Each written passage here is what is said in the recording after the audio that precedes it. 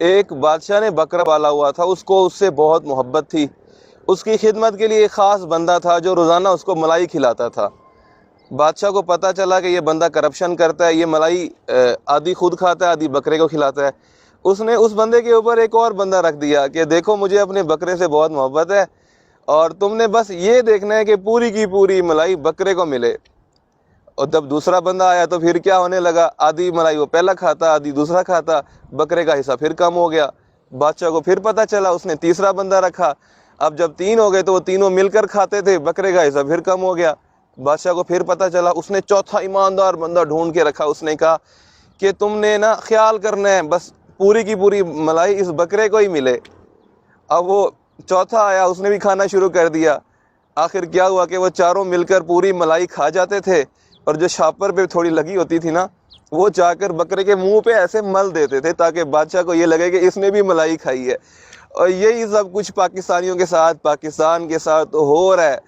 اوپر سے کھانا شروع کرتے ہیں، اوپر سے جو بڑے بڑے ادارے ہیں جس کو اسٹیبلشمنٹ بھی کہتے ہیں وہاں سے شروع ہوتے ہیں، پھر اس کے بعد یہ سیاستدان آتے ہیں، پھر سیاستدان کے نیچے پھر جو ادارے ہیں وہ ادارے آتے ہیں، عدالتیں آتی ہیں، جج آتے ہیں، پھر سیاستدانوں کے اپنے فرنٹ مین آتے ہیں، پھر صحافی آتے ہیں، پھر یہ میڈیا چینلز آتے ہیں، پھر نیچے یہ کلرکس آتے ہیں اور ان کے چپڑاسی آتے ہیں۔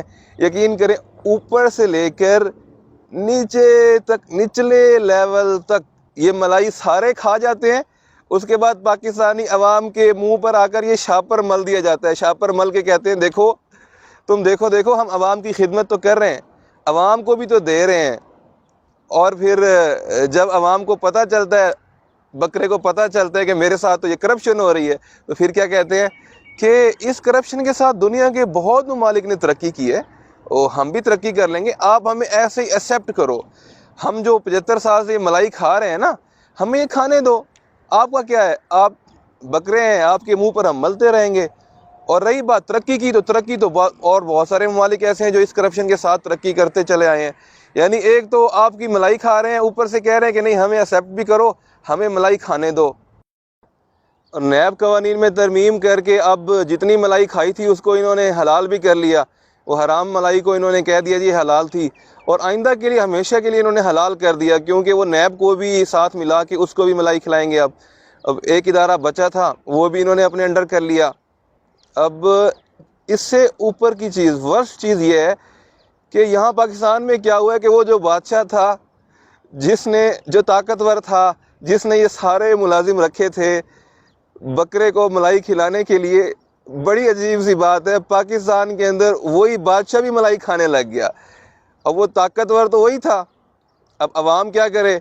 عوام اور عوامی لیڈرز اور عوام کے ساتھ جو لوگ کھڑے ہوتے ہیں ان کے پاس کیونکہ اس لیول کی طاقت نہیں، اس لیول کی منظم ان کے پاس لوگ نہیں، منظم ادارے نہیں، تو اب وہ بیچارے رونے کے سوا، احتجاج کرنے کے سوا اور کالی پٹیاں باندھنے کے سوا، سیاہ دن منانے کے سوا اور کچھ بھی نہیں کر سکتے۔ وجہ یہ ہے کہ جو اس ملک کا سب سے طاقتور ترین بادشاہ تھا، جس نے رعایا کا خیال رکھنا تھا، وہی ان لوگوں کے ساتھ مل کر ملائی کھانے میں مصروف ہو گیا۔ اللہ میرا، آپ کا، میرے ملک پاکستان کا، پوری مسلم امت کا حامی و ناصر ہو، ہمارے حال پر رحم فرمائے، کرم فرمائے۔